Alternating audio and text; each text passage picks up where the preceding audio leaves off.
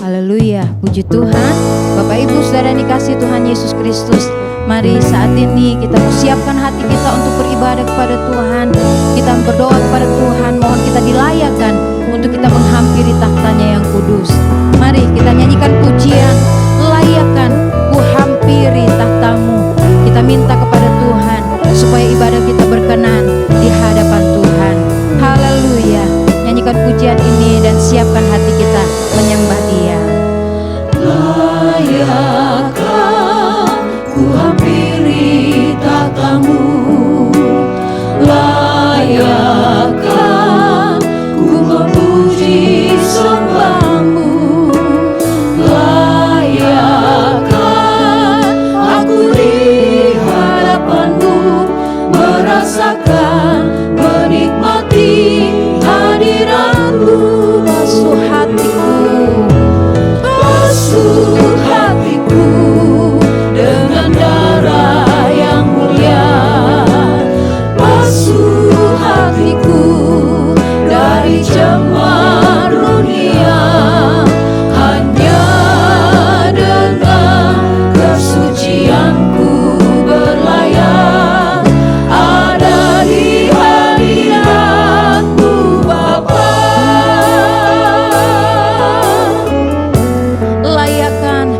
hampiri tahtamu. Haleluya. Mari biarlah kita selalu dilayakkan oleh Tuhan. Untuk itu kita minta kepada Tuhan, dosa kita dihapuskan, dosa kita sudah disucikan oleh Tuhan. Haleluya. Haleluya.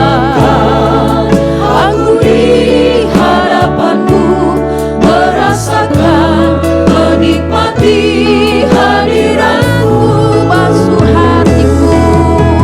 Basuh hatiku dengan darah yang mulia, basuh hatiku dari cemar dunia, hanya dengan kesucianku berlayak ada di hadiratmu Bapa.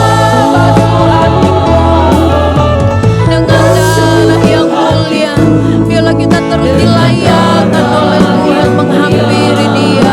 Amin. Haleluya. Dari cemar dunia, hanya dengan kesucianku berlayak ada di hadiratmu Bapa. Basuh hatiku dengan darah yang mulia, basuh hatiku dari cemar dunia, hanya dengan kesucianku berlayak ada di hadiratmu Bapa.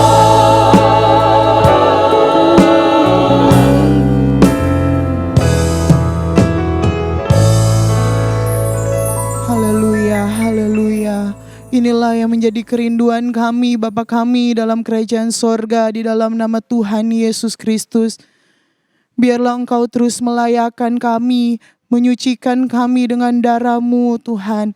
Biar kami terus ada kudus di hadapan-Mu Tuhan, untuk memuji dan menyembah Engkau. Terima kasih Bapa yang baik, terima kasih Tuhan, Kau terlalu baik dalam kehidupan kami. Biarlah Engkau hadir di tengah-tengah ibadah kami, dari awal, pertengahan hingga akhirnya. Tuhan yang bertata di setiap pujian penyembahan kami. Walaupun kami masih beribadah di rumah, tapi kami yakin dan percaya Tuhan, Engkau hadir bagi kami. Ada kuasa dalam pujian penyembahan, ada kuasa lewat kebenaran firman-Mu. Terima kasih Tuhan, terus juga pimpin ibadah kami ini. Kami serahkan dan kami akan memulaikan ibadah ini hanya di dalam nama Tuhan Yesus Kristus. Haleluya. Amin. Puji Tuhan. Mari saat ini kita mau memuji-muji Tuhan. Kita menyenangkan hati Dia, sebab Dia yang sudah mengampuni dosa kita, Dia yang sudah melayakkan kita untuk menghampiri Dia. Kita nyanyikan pujian ini. Mari semua memuji Tuhan. Haleluya. Memuji Tuhan. muliakan Dia, agungkan Dia dalam hidupmu. Tanggalkan bebanmu yang merintangimu. Dalam pujian semua kan terlepas. Nyanyi haleluya, nyanyi haleluya, haleluya. Pujilah Dia, muliakan Dia, hai jiwaku. Nyanyi haleluya, haleluya. Pujilah Dia, muliakan Dia selamanya. Mari semua memuji Tuhan, nyanyi dengan penuh sukacita. Haleluya. Puji Tuhan, tinggikan Dia, agungkan Dia dalam hidupmu. Tanggalkan bebanmu yang merintangimu. Dalam pujian semua kan terlepas. Nyanyi haleluya, nyanyi haleluya, haleluya. Pujilah Dia, muliakan Dia, hai jiwaku. Amin. Oh, nyanyi haleluya, haleluya. Pujilah Dia, muliakan Dia selamanya. Nyanyi haleluya, nyanyi haleluya, haleluya. Pujilah Dia, muliakan Dia, hai jiwaku. Nyanyi haleluya, haleluya. Pujilah Dia, muliakan Dia selamanya. Ku memuji nama Tuhan dengan nyanyian cintaku. Nyanyi, puji Dia dengan cinta kita kepada Dia. Haleluya. Ku mau bersorak buat Tuhan, tinggikan nama Yesus. Ku bersuka karena Tuhan, dengan hati bersyukur. Ku muliakan nama Tuhan, layaknya Kristus Yesus. Sebab kemurahan-Nya lebih dari hidup, kasih setia-Nya tiada berkesudahan, anugerah-Nya melimpah setiap hari. Ku mau puji Dia selamanya. Ku mau puji nama Tuhan, haleluya. Dengan nyanyian cintaku, ku mau bersorak buat Tuhan, tinggikan nama Yesus. Ku bersuka karena Tuhan, dengan hati bersyukur. Ku muliakan nama Tuhan, sebab Dia yang layak kita puji. Sebab kemurahan-Nya lebih dari hidup, itulah alasan kita memuji Dia. Kasih setia-Nya tiada berkesudahan, anugerah-Nya melimpah setiap hari. Ku mau puji Dia selamanya. Sebab kemurahan-Nya lebih dari hidup. Amin. Kasih setia-Nya tiada berkesudahan, anugerah-Nya melimpah setiap hari. Ku mau puji Dia selamanya. Marilah kita bersyukur pada Tuhan. Marilah kita bersyukur pada Tuhan. Baiklah kita memuji nama Tuhan, karena cinta-Nya dan kemurahan-Nya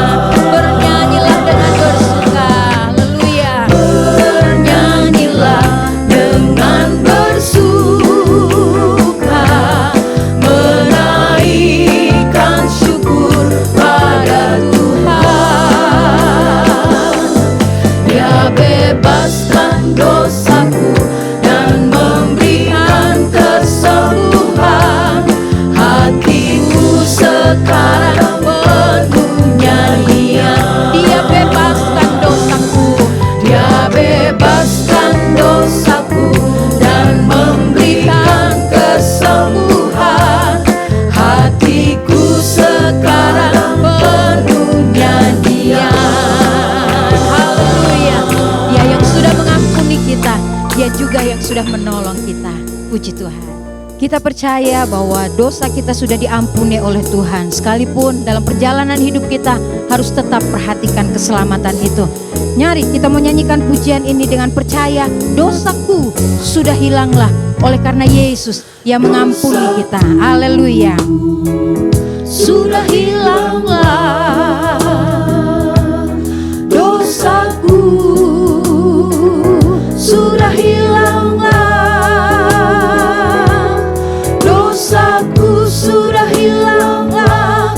Glory, glory sayang Kau, dosaku sudah hilanglah. Oh pujimu, Dosaku sudah hilanglah. Amin. sudah hilanglah dosaku, sudah hilanglah dosaku, sudah hilanglah. Glory, glory sayang Kau, dosaku sudah hilanglah. Oh pujimu, Ya, aku tahu darah Yesus yang menghapuskan dosaku. ya ku tahu darah Yesus menghapuskan dosaku. Ya ku tahu, ya ku tahu darah Yesus menghapuskan dosaku. Dosaku sudah hilanglah. Haleluya, puji Tuhan. Sudah hilanglah dosaku, sudah hilanglah dosaku, sudah hilanglah. Glory, glory sayang Kau, dosaku sudah hilanglah. Oh pujimu. Glory, haleluya. Dosaku sudah ditebus oleh Tuhan. Bapak Ibu Saudara yang dikasihi Tuhan Yesus Kristus, betapa kita berterima kasih kepada Tuhan, betapa kita bersyukur kepada Tuhan. Sebab Tuhan Yesus yang sudah mengampuni dosa kita, Dia yang sudah membuang segala kesalahan dan pelanggaran kita. Siapakah kita di hadapannya? Biarlah kita tetap terus berterima kasih, mengucap syukur, sebab Dia yang sudah menyelamatkan, Dia yang rela mati buat dosa kita. Haleluya. Mari kita mau nyanyikan pujian ini menjadi perenungan kita kepada Tuhan. Sejauh timur dari barat, Engkau membuang dosaku. Terima kasih Tuhan. Haleluya. Engkau membuang dosaku, tiada Kau perhitungkan pelanggaranku.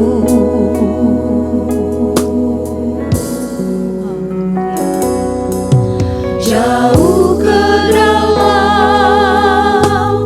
tubir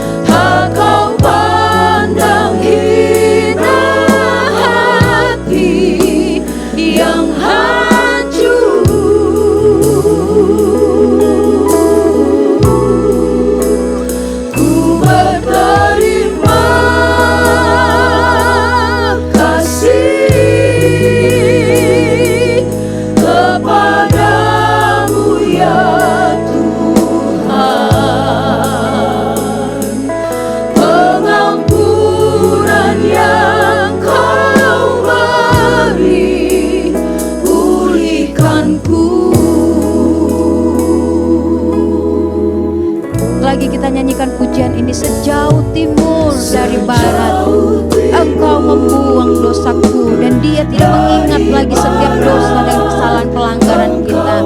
Terima kasih Tuhan. Terima kasih. Haleluya. Tiada kau perhitungkan pelanggaranku.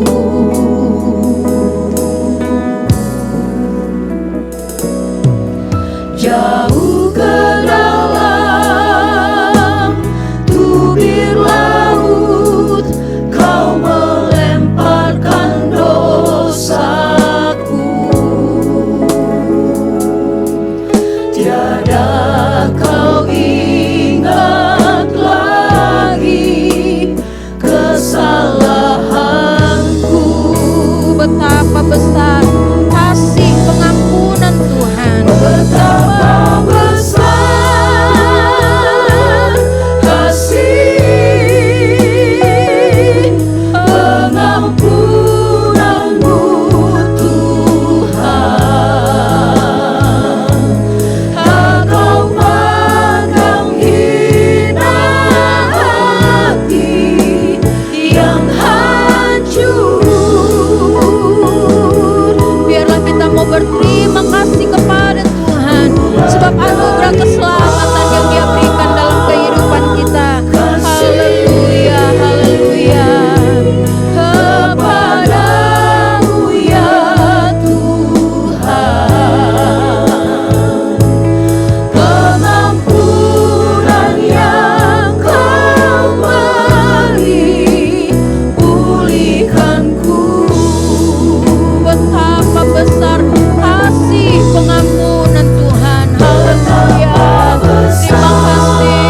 Terima kasih, haleluya. Glory. Pengampunanmu Tuhan. Engkau pandang hina hati yang hancur.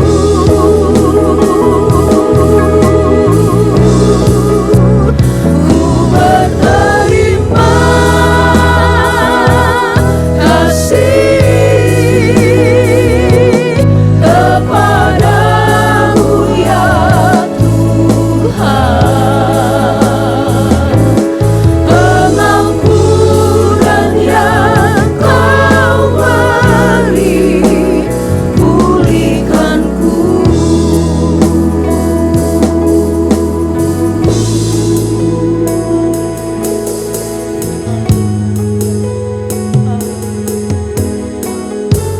Haleluya, haleluya Tuhan.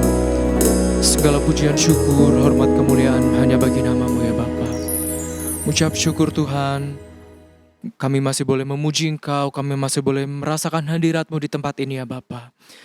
Terima kasih Tuhan, kami sudah memuji Engkau, kami sudah memuliakan Engkau, kami sudah menyembah Engkau ya Bapa. Biarlah Engkau saja yang disenangkan melalui pujian penyembahan kami ya Bapa. Terima kasih Bapa yang baik, terima kasih Tuhan buat pengorbanan-Mu. Engkau rela mati di atas kayu salib untuk menebus dosa-dosa kami ya Bapa. Terima kasih Tuhan, pengampunan-Mu yang mengubahkan kehidupan kami ya Bapa. Terima kasih Tuhan, sekarang Tuhan kami siap untuk mendengarkan kebenaran firman-Mu. Kami siapkan tanah hati kami yang terbaik untuk kami ditaburi oleh kebenaran firman-Mu ya Bapa. Beri kami telinga seorang murid dan hati seorang hamba yang mau mendengar, yang mau menerima kebenaran firman-Mu ya Bapa. Terlebih lagi kami boleh melakukan kebenaran firman-Mu ya Tuhan. Terima kasih Bapa yang baik, terima kasih Tuhan. Kami siap untuk mendengarkan kebenaran firman-Mu hanya dalam nama Tuhan Yesus Kristus, Juru Selamat kami yang hidup. Haleluya. Amin.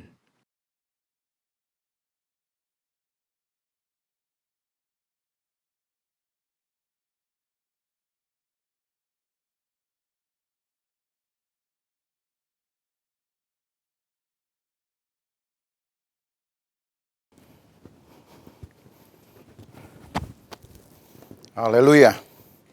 Kita bersyukur akan keadaan kita, saudara, pada hari ini. Dan khususnya pagi ini, kita dapat kembali meluangkan waktu untuk beribadah kepada Tuhan. Sekalipun mungkin saudara sudah dapat beribadah di gedung gereja, tetapi kiranya berita firman Tuhan ini di dalam ibadah online ini dapat menambah kekuatan kita untuk mengikut Tuhan, sebab untuk masa sekarang saya percaya hanya firman yang kita butuhkan lebih banyak dari pemenuhan kebutuhan hidup kita. Pada hari ini saudara, saya akan memberi satu berita firman Tuhan tentang pengampunan. Apa sebenarnya yang Yesus inginkan kepada murid-murid khususnya di dalam kisah Alkitab, karena murid-muridlah yang berada pada atau yang menjadi saksi hidup dari pelayanan Yesus, dan tentunya kepada kita sebagai gereja Tuhan untuk dapat melakukan kehendak Tuhan melalui firman Tuhan ini. Matius pasal yang ke-18 dari ayat yang ke-21 sampai ayat yang ke-35. Sekalipun cukup panjang ayat-ayat ini, tetapi saya rindu saudara ikut membacanya, ikut membuka Alkitab, dan ikut membaca dan menyimaknya. Karena sesungguhnya berita di dalam ayat-ayat ini sudah menunjukkan adanya satu tuntutan ya, di dalam kekristenan. Matius pasal 18 dari ayat 21 sampai ayat 35. Kemudian datanglah Petrus dan berkata kepada Yesus, "Tuhan, sampai berapa kali aku harus mengampuni saudaraku jika ia berbuat dosa terhadap aku? Sampai 7 kali?" Yesus berkata kepadanya, "Bukan. Aku berkata kepadamu bukan sampai 7 kali, melainkan sampai 70 kali 7 kali. Sebab hal kerajaan sorga seumpama seorang raja yang hendak mengadakan perhitungan dengan hamba-hambanya. Setelah ia mulai mengadakan perhitungan itu, dihadapkanlah kepadanya seorang yang berhutang 10.000 talenta. Tapi karena orang itu tidak mampu melunaskan hutangnya, raja itu memerintahkan supaya ia dijual beserta anak istrinya dan segala miliknya untuk pembayar hutangnya. Maka sujudlah hamba itu menyembah dia, katanya, 'Sabarlah dahulu, segala hutangku akan kulunaskan.' Lalu tergeraklah hati raja itu oleh belas kasihan akan hamba itu, sehingga ia membebaskannya dan menghapuskan hutangnya. Tetapi ketika hamba itu keluar, ia bertemu dengan seorang hamba lain yang berhutang 100 dinar kepadanya. Ia menangkap dan mencekik kawannya itu, katanya, 'Bayar hutangmu.' Maka sujudlah kawannya itu dan memohon kepadanya, 'Sabarlah dahulu, hutangku itu akan kulunaskan.' Tetapi ia menolak dan menyerahkan kawannya itu ke dalam penjara sampai dilunaskannya hutangnya. Melihat itu, kawan-kawannya yang lain sangat sedih, lalu menyampaikan segala yang terjadi kepada tuan mereka. Raja itu menyuruh memanggil orang itu dan berkata kepadanya, 'Hai hamba yang jahat, seluruh hutangmu telah kuhapuskan karena engkau memohonkannya kepadaku. Bukankah engkau pun harus mengasihani kawanmu seperti aku telah mengasihani engkau?' Maka marahlah tuannya itu dan menyerahkannya kepada algojo-algojo sampai ia melunaskan seluruh hutangnya. Maka Bapakku yang di sorga akan berbuat demikian juga terhadap kamu, apabila kamu masing-masing tidak mengampuni saudaramu dengan segenap hatimu."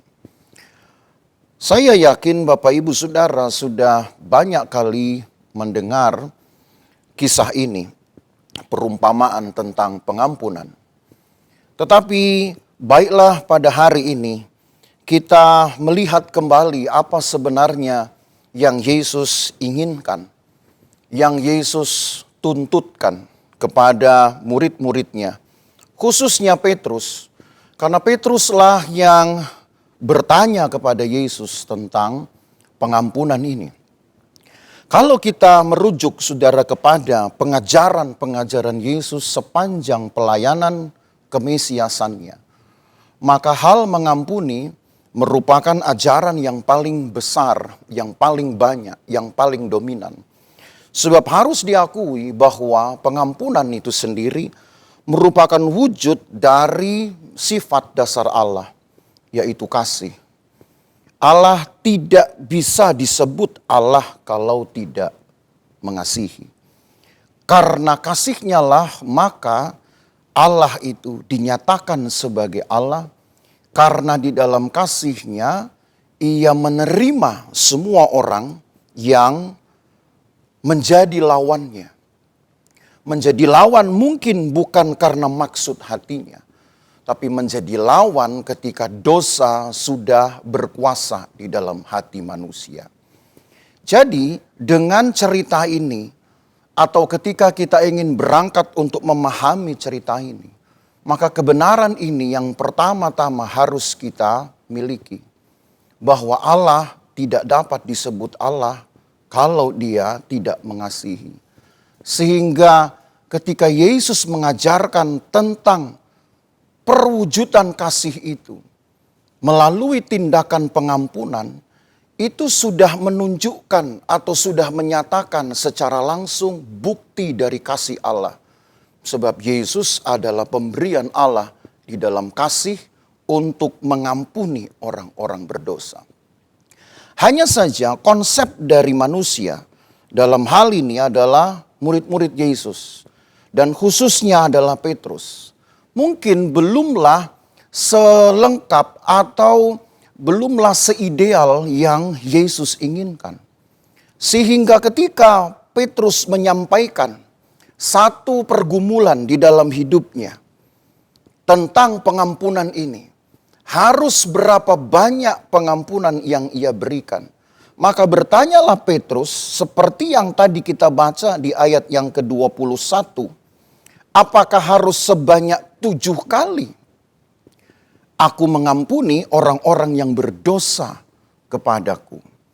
Jadi dari pertanyaan ini saudara, hendaknya kita juga memahami bahwa seringkali fokus kita atau perhatian kita untuk berbuat sesuatu adalah apa yang orang lain bisa berikan kepada kita. Itu menjadi ukuran. Jadi kita berbuat sesuatu kepada orang lain berdasarkan apa yang mereka buat kepada kita. Kalau mereka berbuat sesuatu yang tidak baik, maka kecenderungan kita manusia adalah membalasnya juga dengan ukuran yang sama, dengan ukuran yang setimpal.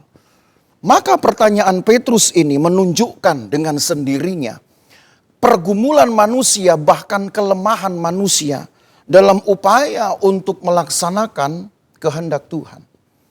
Perlu berapa kali aku mengampuni orang yang bersalah, yang berbuat dosa kepadaku?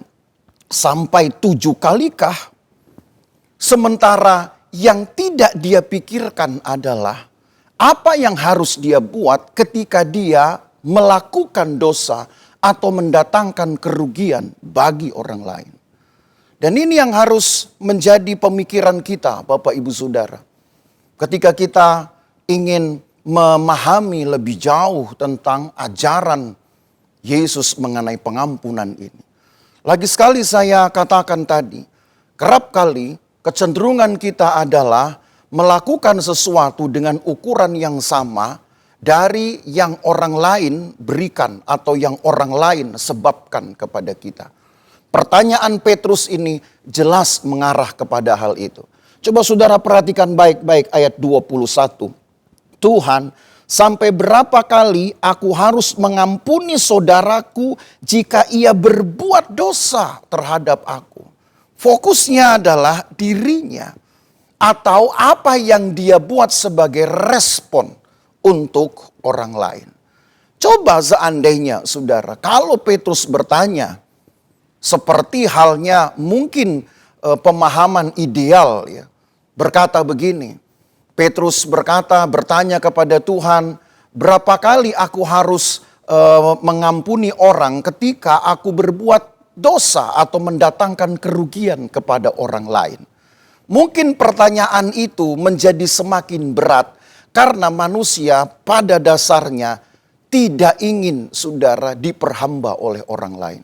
Walaupun dia sudah melakukan banyak kesalahan. Atau walaupun dia sudah menjadi penyebab dari satu kesalahan dan kerugian. Maka disinilah sekarang kita berangkat untuk memahami. Ketika Petrus mengangkat atau menyebut satu angka. Dan ini pun unik di dalam teks Alkitab. Mengapa Petrus harus menyebut angka 7? Mengapa tidak menyebut angka yang lainnya? Dan ketika Yesus menanggapi pertanyaan Petrus ini pun, Yesus menyebutkan angka yang berbeda. Mari kita lihat ayat 22. Yesus berkata kepadanya, bukan, aku berkata kepadamu bukan sampai 7 kali, melainkan sampai 70 kali 7. Jadi yang Petrus awalnya sangka bahwa ukuran paling besar sudah, sebutlah begitu saudara. Ukuran yang paling maksimal untuk mengampuni orang adalah 7 kali. Maka Yesus justru membuat 7 itu adalah siklusnya. Siklus yang harus diulang setelah 70 kali seseorang mengampuni. Maka Bapak Ibu Saudara, kita harus melihat di dalam Alkitab secara menyeluruh tentang tradisi Yahudi atau pemikiran orang-orang Yahudi tentang angka-angka ini. Yang pertama, bahwa angka 7 itu menjadi simbol dari tertuntaskannya seluruh aktivitas atau sebuah aktivitas. Kalau saudara melihat catatan pertama Alkitab kita tentang aktivitas Tuhan dalam menjadikan alam semesta ini, maka Alkitab jelas menyebutkan ia memerlukan waktu 7 hari termasuk dengan hari perhentiannya. Walaupun aktivitasnya ya secara aktivitas memang hanya dihitung 6 hari. Tetapi Alkitab berkata bahwa hari-hari penciptaan itu tetap dihitung seharusnya 7 hari ditambah atau termasuk dengan hari perhentiannya. Angka 7 menunjukkan bahwa ketuntasan, terselesaikannya sebuah pekerjaan adalah penting. Tetapi ketika dosa berkecamuk, dosa sudah berkembang, saudara. Sejak kejatuhan Adam dan Hawa di dalam dosa, maka tuntutan manusia untuk menggenapkan pembalasan terhadap perbuatan dosa juga disimbolkan dengan angka 7. Mari kita lihat sekarang di dalam Kejadian pasal yang keempat. Kejadian pasal yang keempat mengenai aktivitas Allah dalam menciptakan alam semesta ini. Saudara bisa melihat di dalam Kejadian 1. Di situ saudara akan menjumpai angka 7 setelah Tuhan berhenti dari pekerjaannya. Tetapi sekarang ketika manusia sudah hidup begitu jauh saudara atau begitu lama menjalani kehidupannya. Dan sejalan dengan itu dosa juga bertambah-tambah atau berkecamuk dengan sangat kuat di dalam hidup manusia.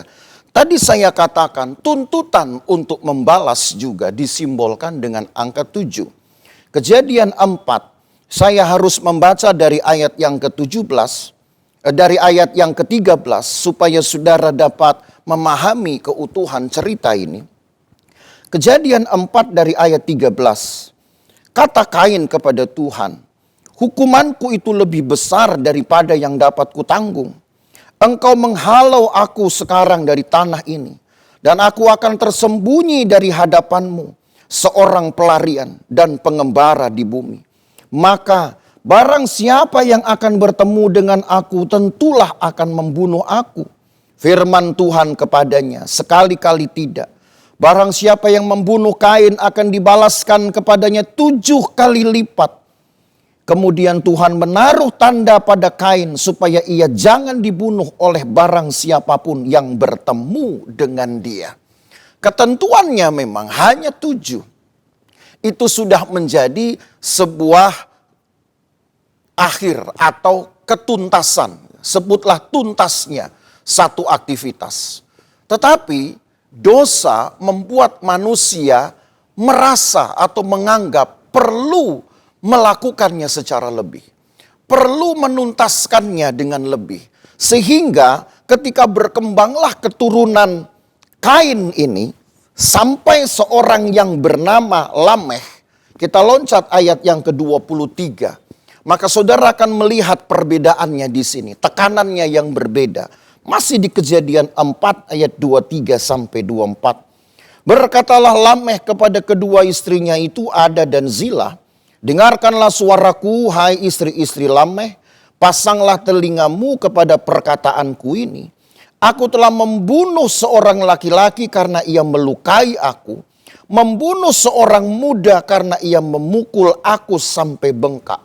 Sebab jika Kain harus dibalaskan 7 kali lipat, maka Lameh 77 kali lipat.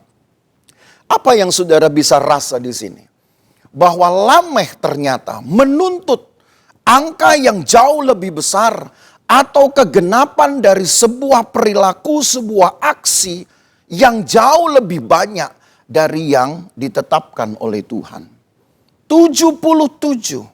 Itu sebabnya Lameh sendiri berkata, ada seorang yang hanya melukai dia, tetapi dibalaskannya sampai tewas, sampai mati. Mungkin saudara kalau kita berpikir secara normal, untuk membalas, walaupun sebenarnya kata membalas ini pun tidak sesuai dengan Alkitab. Karena Alkitab kemudian melindungi atau menahan sikap membalas ini dengan ayat yang lain. Ya. Yaitu kalau kita ditampar pipi kiri, kita berikan yang kanan. Itu maksudnya untuk menahan dulu kecenderungan membalas. Tapi saya tidak bicara itu, saudara. Saya tidak ingin mengembangkan khotbah ini ke sana. Saya ingin fokus saja kepada reaksi manusia yang menuntut hal yang lebih dari apa yang Tuhan sudah tentukan. Lameh sendiri berkata, apa yang orang buat padanya dibalas lebih banyak, lebih besar dengan angkanya sendiri. Karena kadang-kadang emosi manusia tidak dapat lagi dihitung dan bahkan mungkin enggan kita menghitung. Sehingga apa yang sudah kita buat di dalam upaya membalas sebenarnya sudah cukup tapi kita merasa kurang. Itu sebabnya hati-hati saudara dengan kecenderungan untuk membalas. Karena kita tidak pernah punya ukuran apakah yang kita balas sudah cukup jumlahnya dengan orang yang sudah melakukannya kepada kita. Itu sebabnya baik dalam hal perbuatan baik pun kalau kita ingin membalas, maka jangan membuat hitungan kita sendiri supaya seolah-olah kita sudah mencapai nilai cukup yang setara dengan pemberian orang. Entahkah dia memberi kita yang baik atau bahkan memberi yang tidak baik, umat Tuhan hanya diajar untuk membalas dengan kebaikan tanpa harus dihitung. Itu sebetulnya pelajaran pertama. Tapi kembali kepada cerita Petrus ini. Karena Petruslah yang menyebutkan angka pertama kali. Haruskah 7 kali? Itu menunjukkan bahwa Petrus ini mewakili suara manusia yang ingin segera menyelesaikan, saudara, satu aksi pembalasan atau satu respon membalas. Entah itu membalas yang baik, entah itu membalas yang tidak baik. Kadang kita ingin tidak berkelanjutan atau kita merasa bahwa yang kita buat sudah cukup. Kalau untuk membalas perbuatan yang baik, jangan-jangan kita nggak akan pernah cukup. Tidak ada kata cukup. Tapi kalau ingin membalas perbuatan baik orang, kita akan cepat berkata sudah cukup. Maka sebenarnya yang diangkat di dalam kisah ini, dalam perumpamaan ini, adalah hasrat manusia yang diwakili oleh Petrus yang tidak dapat dikelolanya dengan baik. Dan kita belajar Bapak Ibu Saudara, bahwa angka 7 dipakai hanya untuk menunjukkan tuntasnya pekerjaan. Tapi kapankah nilai tuntas itu tidak perlu dipertanyakan. Angka 7 menunjukkan bahwa kalau seseorang ingin melakukan sesuatu, termasuk mengampuni orang lain, maka dia harus melakukannya tuntas, sungguh-sungguh. Dan tidak boleh bercabang hati atau tidak boleh setengah hati. Itu sebenarnya yang ingin diangkat di dalam kisah ini. Bukan banyaknya, bukan kuantifikasinya, bukan angkanya, bukan jumlahnya. Tetapi besarannya, berapa banyak saudara bisa melakukannya. Terlepas dari berapa banyak yang orang lain sudah lakukan kepada kita. Ingat ini Bapak Ibu Saudara, sudah saya sebutkan tadi. Kalau untuk membalas perbuatan baik orang, rasanya kita ingin cepat menyudahinya. Kita ingin mengakhirinya, kita tidak ingin melanjutkannya. Tapi kalau membalas perbuatan tidak menyenangkan, rasanya tidak akan pernah ada akhirnya. Maka kiranya firman Tuhan ini memberi kita satu pemahaman ini untuk segera mengontrol niat kita. Sebab dosa telah menyebabkan perasaan-perasaan kita ini menjadi tertipu. Kita menyangka bahwa kita sudah melakukan hal yang prosedural dan yang benar. Tapi sebenarnya kita tidak melakukan kehendak Allah. Ini yang pertama saudara. Yang kedua, dari angka 7 itu juga ternyata di masa-masa kemudian setelah orang Israel diajari, atau lebih tepatnya orang-orang benar, orang-orang pilihan ini diajari untuk hidup secara tertib. Maka angka 7 ini pun dipakai kembali untuk menjadi simbol dari pentahiran. Kalau saudara melihat di dalam tabernakel, hanya saya juga tidak akan memfokuskan ke tabernakel. Tapi saya hanya ingin mengangkat saja satu tema yang konsisten dari beberapa prosesi di dalam tabernakel Musa. Bahwa seorang yang ingin menghampiri Tuhan harus ditahirkan dulu sebanyak 7 kali. Baik itu di dalam proses pencelupan ataupun di dalam proses pentahiran yang lain. Angka 7 menunjukkan siklus yang harus dipenuhi. Maka artinya Alkitab pun ingin menegaskan bahwa 7 itu selain adalah angka tuntasnya satu aktivitas, juga menunjukkan angka pemenuhan dari sebuah keadaan manusia itu sendiri. Pentahiran untuk menjadi layak dapat diterima oleh Tuhan, manusia harus ditahirkan sebanyak 7 kali. Jadi itu artinya saudara, menjadi orang yang disukai Tuhan tidak bisa hanya dengan 1 kali ucapan. 1 kali ucapan pengakuan iman. 1 kali ucapan pengakuan pertobatan. Atau 1 kali ucapan pembaharuan perjanjian di hadapan Tuhan. Tapi harus seumur hidup. Dan itu tentu tidak bisa dibuat angkanya. Jadi kita mengetahui sekarang apa yang Petrus coba angkat ini. Apakah angka 7 itu sudah cukup membawa seorang manusia dapat melakukan hukum Tuhan, termasuk mengampuni. Karena kecenderungan manusia selalu menghitung. Kecenderungan manusia selalu ingin cepat mengakhiri dengan hitungannya sendiri. Sekarang kita lihat, Yesus justru memberi ajaran kepada Petrus dengan angka yang berbeda. Matius 18 ayat yang ke-22 kemudian menyebutkan begini. Matius pasal 18 ayat 22.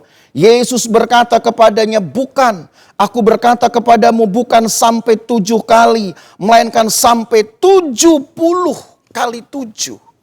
Dan itu menunjukkan saudara bahwa apa yang Yesus inginkan jangan hanya disetir oleh pikiran kita yang ingin cepat menyelesaikan sesuatu atau terburu-buru. Dari sini kita mengangkat kemudian satu kebenaran sesuai kemudian dengan perumpamaan yang Yesus sebutkan. Bahwa pengampunan sendiri adalah proses. Proses dari perjalanan iman seseorang menuju kepada satu titik kepenuhan atau ketuntasan dari perilaku imannya, atau yang kita kenal dalam bahasa Alkitab, bahasa Yakobus, perbuatan imannya. Tanpa perbuatan-perbuatan iman, iman kita mati. Maka bagaimana caranya kita sendiri mengukur bahwa iman kita matang, iman kita dewasa, khususnya dalam hal mempraktekkan kasih Allah?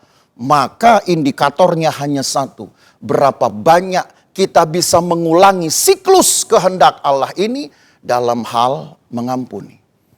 Kehadiran Yesus sudah menjadi bukti dari kasih Allah.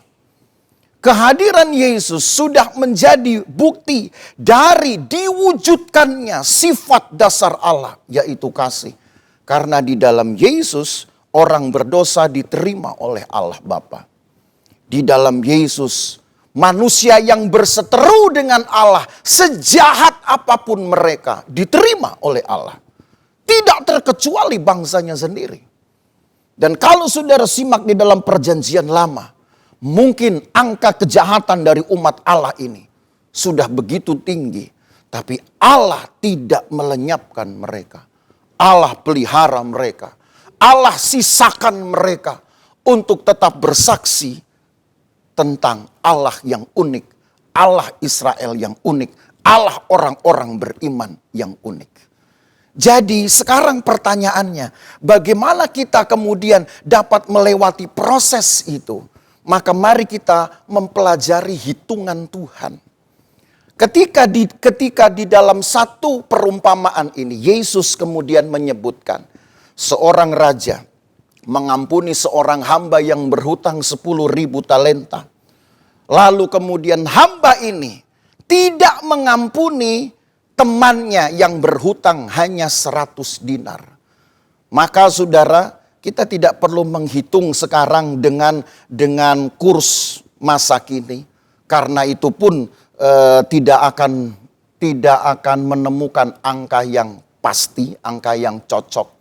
Tapi saya ingin membuat perbandingan bahwa dari penyebutan talenta dan dinar saja, lalu kemudian angka 10.000 dan angka 100, itu saja perbandingan yang memang sebenarnya tidak cocok untuk dibandingkan. 10.000 talenta, kalau dibandingkan dengan 100 dinar, maka hitungannya saudara berdasarkan hitungan Alkitab sendiri, itu berarti 1/600.000 dinar. Yang diampuni oleh raja tetapi tidak diberlakukan oleh orang yang mendapat pengampunan ini. Karena 10.000 talenta itu sama dengan 60 juta dinar. 60 juta dinar orang ini diampuni, tapi hanya untuk 100 dinar dia tidak mengampuni. Maka dari sinilah kita tahu kebenaran firman Allah. Kalau sudut pandang kita seperti Petrus, yang hanya ingin membalas setelah orang lain berbuat dulu kepada kita, maka kita akan cenderung membuat tabel perhitungan kita, saudara. Tapi yang Allah buat kepada manusia jauh lebih besar, jauh lebih banyak, tanpa manusia sendiri mungkin bisa menghitung. Dosa manusia dianggap seperti seorang yang berhutang 60 juta dinarin atau 10.000 talenta. Lalu untuk berbuat baik, manusia hanya dituntut melakukan 100 dinar saja. 1/600.000-nya itu pun gagal. Maka pantaslah kita berkaca, saudara, bahwa sebenarnya hal mengampuni itu bukan hal yang sukar, tetapi kita buat menjadi masalah di dalam hidup kita. Kita membuat menjadi perhitungan besar di dalam hidup kita. Sementara Allah yang sebetulnya ada di pihak yang paling dirugikan ketika manusia berbuat dosa, tidak merasa dirugikan. Harusnya ia dirugikan, tapi ia tidak pernah merasa dirugikan. Ia mengampuni. Bahkan pemberian Yesus menjadi bukti bahwa Allah itu mengasihi. Itu sebabnya di dalam kalimat terakhir saudara ayat yang ke-35. Alkitab berkata, maka Bapakku yang di sorga akan berbuat demikian juga terhadap kamu, apabila kamu masing-masing tidak mengampuni saudaramu dengan segenap hatimu. Maka tahulah kita sebenarnya angka-angka yang dimunculkan di dalam ayat ini. Terutama angka yang dimunculkan oleh Yesus, 70 kali 7. Hanya untuk menunjukkan kegenapan. Hanya untuk menunjukkan jumlah besar yang tidak perlu dihitung, yang tidak perlu ditabulasi, yang tidak perlu ditabelkan, saudara. Tapi hanya perlu ditambahkan. Kalaupun kita sudah merasa sudah banyak, tetap perlu ditambahkan. Sebab Allah telah mengerjakan apa yang besar dan terus besar. Dan bahkan semakin besar dalam hidup kita. Termasuk anugerah kita dapat diterima oleh Tuhan dan hidup berkenan di hadapan Tuhan. Jadi Bapak Ibu Saudara, dengan kisah ini kita berkaca sekarang. Bukan karena apa yang harus kita buat untuk membalas orang lain, tetapi inisiatif. Sebenarnya inilah kuncinya. Bahwa Yesus ingin mengajar Petrus untuk mengubah sudut pandangnya. Bukan beraksi setelah orang lain berbuat kepadanya. Tetapi beraksilah lebih dulu sebelum orang harus mengingatkannya. Inisiatif. Pengampunan pun harus menjadi inisiatif. Karena Allah memberikan Yesus sebagai pengampunan bagi manusia juga atas dasar inisiatif. Tidak ada yang memerintahkan Tuhan, saudara, untuk memberi Yesus bagi kita. Tidak ada sebuah surat keputusan dari hakikat yang lebih tinggi dari Allah. Lebih tinggi dari Allah untuk memerintahkan Tuhan mengirimkan Yesus. Alkitab bersaksi, karena Allah adalah hakikat yang paling tinggi. Maka apa yang dia lakukan tidak ada yang menyebabkannya. Hati Allah sendirilah yang menyebabkannya. Itu yang disebut inisiatif. Kalau orang sudah melakukan dengan inisiatif, maka percayalah dia tidak akan memerlukan hitungan-hitungan. Dia tidak akan memerlukan angka-angka. Yang dia perlukan hanyalah kesenangan, sukacita melakukannya. Sebab hidupnya, termasuk hidup kita, juga sudah mendapatkan semua hal yang baik dari Tuhan. Tuhan memberkati kita, kiranya kita tidak enggan untuk mengampuni. Kiranya kita tidak berat hati untuk mengampuni. Dan tidak memikirkan lebih dahulu berapa banyak yang harus saya berikan untuk pengampunan. Pikirkan satu hal. Sampai hari ini kalau kita masih hidup di hadapan Tuhan dengan senang hati, dengan sukacita, maka sebanyak itu juga yang harus kita buat kepada orang lain. Kiranya Tuhan menolong kita. Bersama dengan Bapak Ibu Saudara, saya ingin kita menyanyikan satu pujian yang berkata, dosaku banyak, hatiku noda, sehingga dunia pandang amat hina. Tapi darahnya yang berkuasa sudah menghapuskan dosa saya.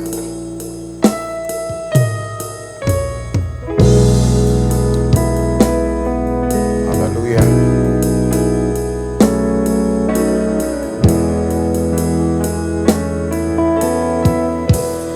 Dosaku banyak,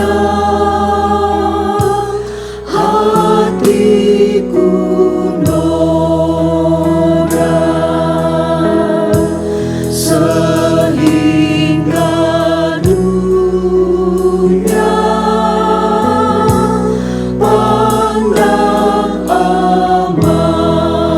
hina. Tapi darahnya yang berkuasa sudah hapuskan dosa saya.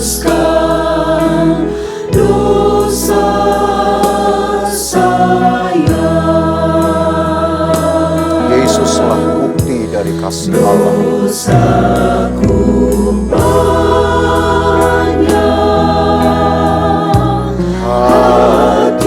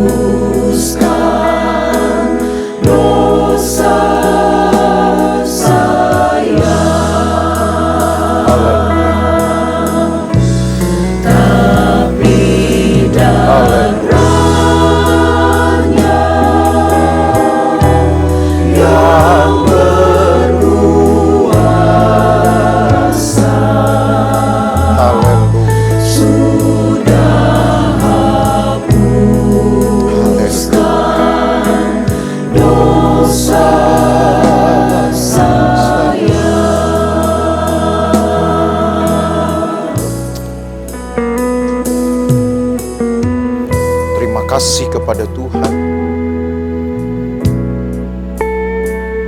karena Dialah kita dapat diterima oleh Allah. Pengampunan yang Dia berikan tidak pernah berhenti sampai hari ini. Dia mengerjakan di dalam hati kita satu keinginan untuk melakukan kehendak Tuhan, karena hanya dengan cara itu kita hidup benar di hadapan Tuhan. Kiranya saudara dengarkan suara hati Tuhan yang menggerakkan kita ini. Menggerakkan kita untuk hidup bagi Tuhan saja. Apa yang kita beri untuk orang lain, termasuk pengampunan, bukan untuk merugikan kita, tapi justru untuk menguntungkan kita, karena kita mendatangkan kemuliaan bagi Tuhan.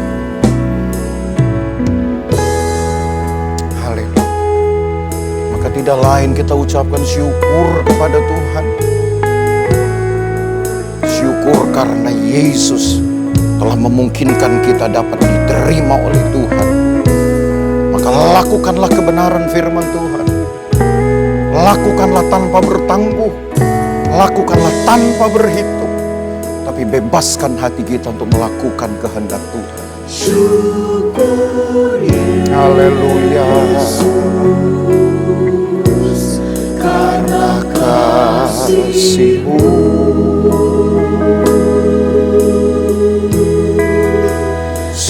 Syukur Yesus karena karunia-Mu. Haleluya, haleluya. Ku nyanyikan lagu ini untuk selamanya. Kau yang ku sembah, Kau Tuhanku.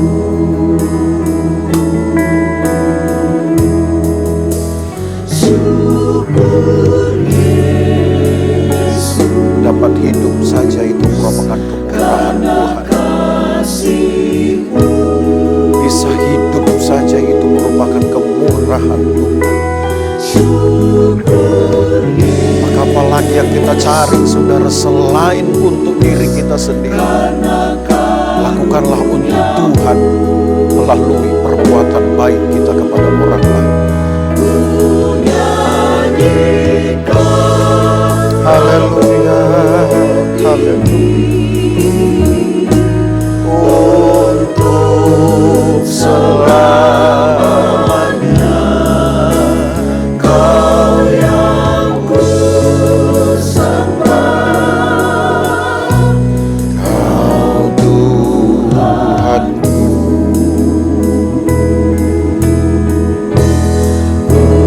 nyanyikan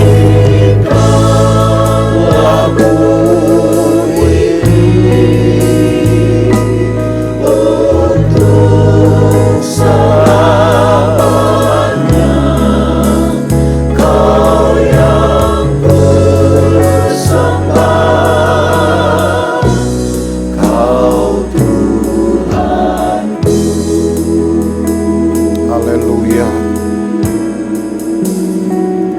Haleluya. Haleluya. Terima kasih Tuhan. Dan kiranya ucapan terima kasih ini bukan hanya kebiasaan saja. Karena hampir tiap hari di dalam doa-doa kami mengucapkan terima kasih Tuhan. Tapi kiranya kali ini ketika kami mengucapkan terima kasih ini, kami naikkan itu karena kesadaran kami, karena pemahaman kami, bahwa Tuhanlah yang membuat kami ada sampai hari ini.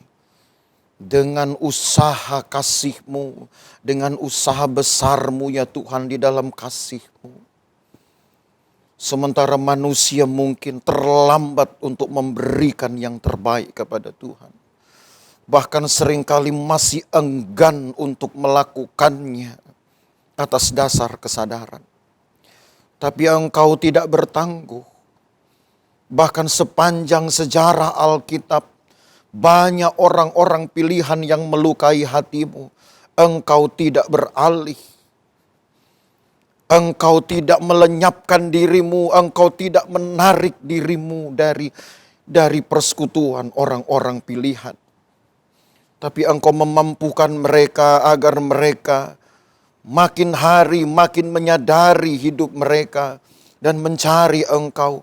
Engkaulah yang memampukan mereka Tuhan. Maka kami yakini sampai hari ini pun kerja Tuhan sama. Ketika banyak manusia yang mungkin menjauh dan enggan untuk melakukan firman Tuhan. Menganggap bahwa mengampuni ini adalah satu perilaku yang bisa merugikan dirinya. Engkau tetap membuat kami dapat diterima di dalam hadirat Tuhan. Maka kiranya kata terima kasih Kau Tuhan. Terima kasih kami kepada Tuhan. Sudah tumbuh dari inisiatif dan kerinduan untuk benar-benar melakukan firman-Mu. Tolong kami Tuhan, tolong umat-Mu. Supaya kami benar-benar dapat melakukan firman Tuhan. Sekalipun mungkin hal ini masih banyak mendatangkan kesulitan. Tapi kiranya keberatan-keberatan hati kami tersingkirkan oleh karena firman Tuhan. Oleh karena kekuatan firman-Mu. Sebab kalau kami berhitung, dan seandainya Allah pun berhitung, maka mungkin kami hari ini tidak akan mengalami hal yang baik dari Tuhan. Terima kasih banyak Tuhan Yesus. Maka teguhkan umat-Mu dengan firman Tuhan ini. Berkati umat-Mu ya Tuhan, di hari Minggu, hari penuh bahagia ini, hari persekutuan-Mu dengan umat-Mu. Berkati mereka, teguhkan firman Tuhan dalam hidup mereka. Supaya dari hari ini untuk selanjutnya kami dapat menumbuhkan inisiatif untuk melakukan kehendak Tuhan termasuk dalam hal mengampuni. Kiranya nama Tuhan dipermuliakan. Nama Tuhan dipermuliakan. Dan kami rindu hidup kami menjadi alat di mana nama Tuhan dipermuliakan. Ketika banyak sudah dari mulut kami ini, pengampunan-pengampunan kami lepaskan. Terima kasih Tuhan Yesus, berkati umat-Mu. Berkati hari-hari mereka. Berkati aktivitas mereka. Sejak dari keluar rumah sampai masuk ke dalam rumah kembali. Pagari mereka ya Tuhan, jauhkan dari bahaya, celaka dan perbuatan jahat orang lain. Berkati usaha mereka, pekerjaan mereka. Baik yang masih bekerja di rumah maupun sudah bekerja di luar rumah. Tetap Tuhan jagai, Tuhan pagari. Karena kami adalah milik-Mu ya Tuhan. Dan iman kamilah yang akan mendatangkan hal-hal yang besar di dalam hidup kami. Terima kasih banyak Tuhan Yesus. Tuhan kuatkan yang lemah. Tuhan hiburkan yang mengalami kesusahan, yang kedukaan. Tuhan sembuhkan yang sakit, yang butuh pertolongan. Tuhan tolong di dalam nama Yesus. Tuhan kembalikan, Tuhan pulihkan mereka. Karena iman mereka, pulihkan ya Tuhan. Supaya kami dapat melakukan aktivitas kami seperti sedia kala. Terima kasih banyak Tuhan Yesus.